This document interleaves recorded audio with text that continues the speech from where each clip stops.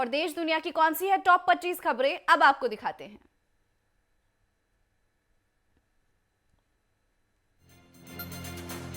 CBSE 10वीं 12वीं की बोर्ड परीक्षा आज से 38 लाख बच्चे होंगे शामिल, जिसमें 21 लाख से ज्यादा 10वीं और 16 लाख से ज्यादा 12वीं के छात्र होंगे शामिल।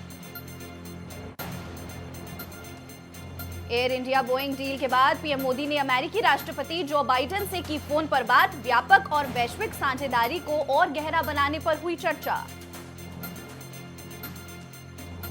250 एयरबेस विमानों के बाद 220 बोइंग विमान खरीदेगी एयर इंडिया। अमेरिकी राष्ट्रपति जो बाइडेन ने इस सौदे को एक ऐतिहासिक समझौता बताया। बेंगलुरु में हुए डीआरडीओ सेमिनार में शामिल हुए रक्षा मंत्री राजनाथ सिंह, कहा रक्षा और एरोस्पेस को मजबूत करेंगे डीआरडीओ की महत्वपूर्ण भूमिका। फिजी के नांदी में 12वें विश्व हिंदी सम्मेलन का भारत के विदेश मंत्री एस जयशंकर ने किया उद्घाटन। सम्मेलन में जयशंकर के साथ फिजी के राष्ट्रपति राबुका और कई नेता भी रहे मौजूद। वैलेंटाइंस डे पर दिल्ली में फिर श्रद्धा जैसा मर्डर, ढाबे के फ्रिज में मिली लाश, live in partner arrest.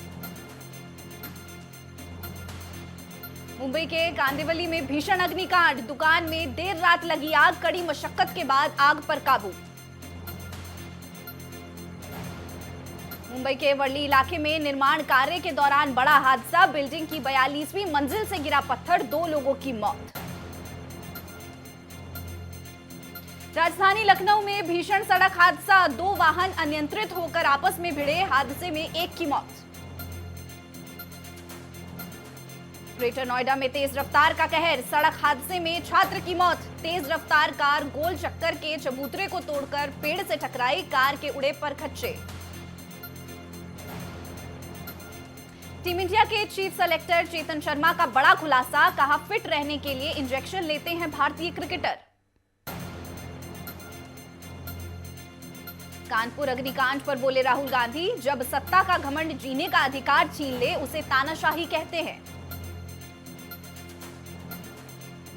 Kanpur अग्निकांड पर सपा अध्यक्ष अखिलेश ने भी किया ट्वीट, कहा सत्ता के अहंकार की अग्नि ने एक परिवार को भस्म कर दिया।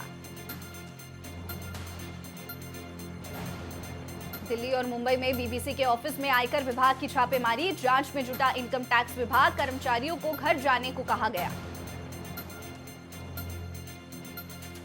टैक्स चोरी के मामले में बीबीसी के दफ्तर पर आईटी की दबिश, 60 से 70 लोगों की टीम छापेमारी में शामिल, कर्मचारियों के फोन किए गए जब्त। बीबीसी मामले में कांग्रेस का केंद्र पर हमला, जयराम रमेश ने कहा विनाश काले विपरीत बुद्धि, हम जेपीसी की मांग कर रहे हैं और सरकार बीबीसी पर रेड कर रही है। आईटी की छापेमारी पर बीबीसी का बयान, हम जांच में सहयोग कर रहे हैं, लंदन मुख्यालय को जानकारी दी गई। अखिल भारतीय अखाड़ा परिषद के अध्यक्ष महंत नरेंद्र गिरी की मौत मामले में आरोपित शिष्य आनंद गिरी की जमानत याचिका पर आज सुप्रीम कोर्ट में सुनवाई। अब्बास अंसारी को चित्रकूट कारागार से कासगंज जेल में किया गया शिफ्ट, जिला प्रशासन तैयारियों में जुटा। जम्मू कश्मीर के पूर्व मुख्यमंत्री फारूक अब्दुल्ला का बयान, कहा मुझे बीजेपी सरकार की मंशा का पता है, बीजेपी चुनाव के बाद भी जम्मू कश्मीर को राज्य का दर्जा नहीं देगी। गुजरात मोरबी पुल हादसे में मोरबी नगरपालिका को कारण बताओ नोटिस जारी, गुजरात सरकार ने 16 फरवरी तक जवाब मांगा। दिल्ली के मेहरौली में थमा अतिक्रमण हटाओ अभियान, डीडीए की कार्रवाई पर उपराज्यपाल वीके सक्सेना ने लगाई रोक। तुर्की सीरिया में भूकंप से अब तक 39,000 से ज्यादा की मौत, मलबे से शवों के निकालने का सिलसिला जारी, लोगों को दफनाने के लिए जगह की कमी। न्यूजीलैंड में चक्रवाती तूफान गैब्रियल ने मचाई तबाही, 509 फ्लाइट्स कैंसिल, 46,000 से ज्यादा घरों की बिजली गुल, सरकार ने की आपातकाल की घोषणा।